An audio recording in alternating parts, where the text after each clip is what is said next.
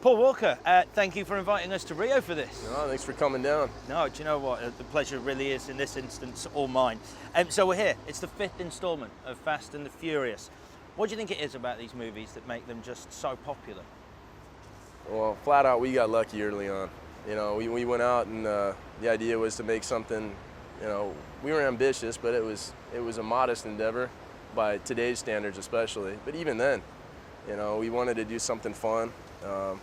I was working with the studio we did another project together. It was called The Skulls, and they're like, you know, we had a good working relationship. Rob Cohen was directing that, and there was a discussion of what we'd want to do next. And I talked about how I'd want to do something where I was racing cars and maybe play an undercover cop because I'd just seen Donnie Brasco, and I thought that sounded cool. And then they came just a few months later. They had a newspaper article about modern day street racing in LA, in particular the San Fernando Valley, which is where I grew up, so I know this stuff.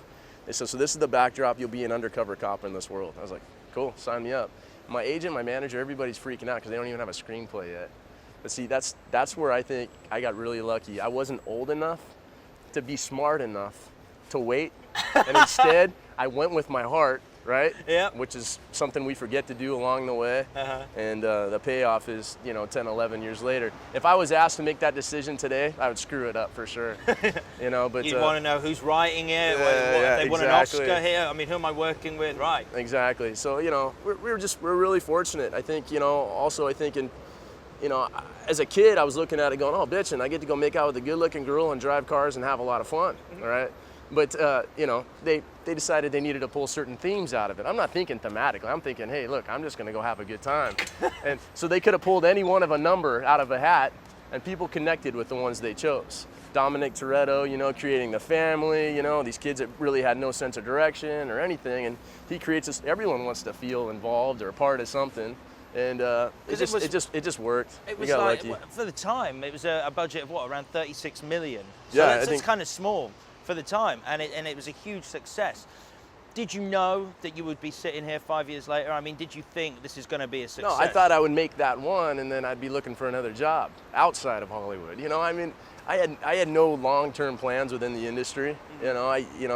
I grew up, my idol was Jacques Cousteau, and, you know, I wanted to be a marine biologist. That was the plan. Well, I had student loans, and I had debt and all kinds of stuff to pay back, and I thought, oh, great, I'll go make a movie or two. I could pay off my debt, and then I can go continue my schooling later.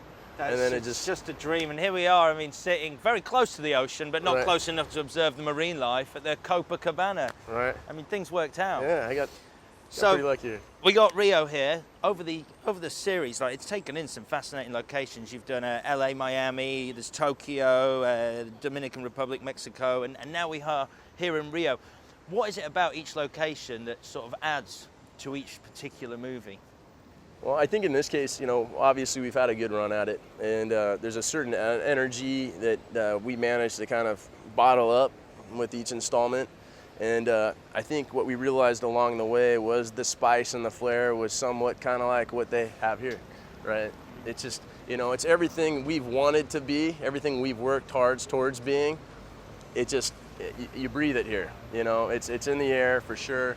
It's got a certain, I don't know, magnetic, sexy pulse, and perfect backdrop for the 5th installment. One final thing, Vin Diesel said perhaps London might be the location for the next movie. Right. Now, from that city, can I ask, is that something you'd fancy? I mean, I don't know. The only problem is it's not real spicy there. Right. Right. It's a little dreary, right, from time to time. It rains. Yeah, but we have rain. I think we could rip through there and just really just tear up some cobblestone streets. You know, clip some side mirrors, you know, on parked cars.